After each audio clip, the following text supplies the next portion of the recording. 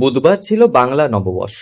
সারা দিনমান একাধিক কর্মসূচির আগে সাংবাদিকদের মুখোমুখি হয়ে একাধিক প্রশ্নের উত্তর দিলেন খড়গপুর সদরের বিজেপি প্রার্থী দিলীপ ঘোষ। চৈত্র সেলের আমেজ কাটিয়ে নতুন বছরের শুরুতে যখন রাজনৈতিক পারদ তুঙ্গে, তখন রাজ্য সরকার ও মমতা বন্দ্যোপাধ্যায়কে একাধিক ভাষায় কড়া মন্তব্য করেন দিলীপ ঘোষ। মুখ্যমন্ত্রী পশ্চিমবঙ্গকে দুর্নীতি মুক্ত করতে পারলেন না, গুন্ডা মুক্ত করতে পারলেন না, মহিলাদের রাস্তায় নামতে বলছেন, তিনি অযোগ্য, তিনি সুরক্ষা দিতে পারেন না। সেন্ট্রাল ফোর্স মহিলাদের সুরক্ষার জন্যই বাংলায় আসছে। মমতা ব্যানার্জির গুন্ডারা মহিলাদের যে অপমান করেছে আর এখনো করছে, তার থেকে সেন্ট্রাল ফোর্স মুক্তি দেবে, আর সরকার পাল্টালে এই পুলিশই এই গুন্ডাদের ভেতরে ঢোকাবে।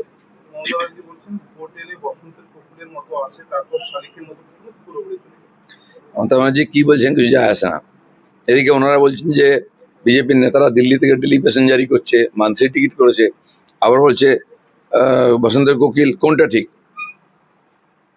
দেব বলেছে খড়গপুরে কোনো বিরোধী দল তৃণমূলকে হারাতে পারবে না। এখানে যদি তৃণমূল হারে, তৃণমূলের নিজের জন্যই হারবে, তৃণমূলের অন্তর্দ্বন্দ্বের জন্য হারবে।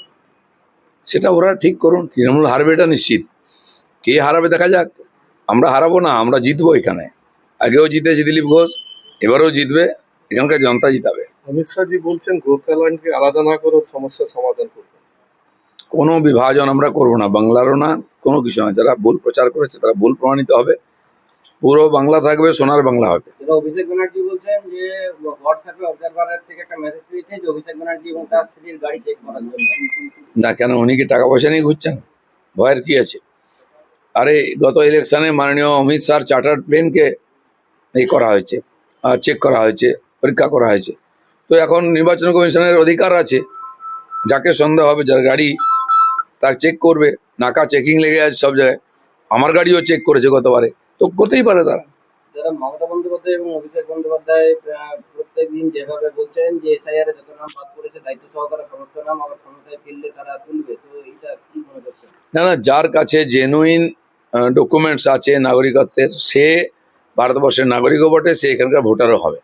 কিন্তু যারা ঢুকে পড়েছে আর তাদেরকে ভুয়ো রেশন কার্ড, আধার কার্ড বানিয়ে দিয়েছেন মমতা ব্যানার্জিরা, তারা কোনোদিন ভোটার হবে না। আর যার কাছে জেনুইন ডকুমেন্ট আছে, সে ভোটার আছে, থাকবে। না আছে যদি তাহলে পরের বারে থাকবে। কুণাল ঘোষ বলছেন অমিত শাহজি এবং প্রধানমন্ত্রীর গাড়িও চেক করা উচিত, ওর গাড়ি চেক করা হচ্ছে না। না না, চেক কেন হয়েছে? রাখি গাড়ি কেন, বিমান চেক হয়েছে, আমাদের গাড়িও চেক হয়। ওনাদের গাড়ি চেক হলে তো ভয় কেন? যত 2 নম্বরই টাকা গাড়ি থেকে ঘুরে বেড়াচ্ছেন, টাকা দিয়ে নির্বাচন জেতার চেষ্টা করছেন, তাই এত ভয়। চেকিং তো করবেই, সে অধিকার আছে নির্বাচন কমিশনের। সাধারণ মানুষ স্বতঃস্ফূর্তভাবে বেরিয়ে এসে বিজেপিকে ভোট দিয়ে জয়যুক্ত করবেন বলেও দাবি দিলীপের। নতুন বছরের শুরুতে একইভাবে হুঙ্কার দিয়ে মেদিনীপুরের রাজনৈতিক আবহকে আরও উত্তপ্ত করে তুললেন দিলীপ ঘোষ। পশ্চিম মেদিনীপুর থেকে রঞ্জন চন্দ্রের রিপোর্ট, লোকাল 18 বাংলা।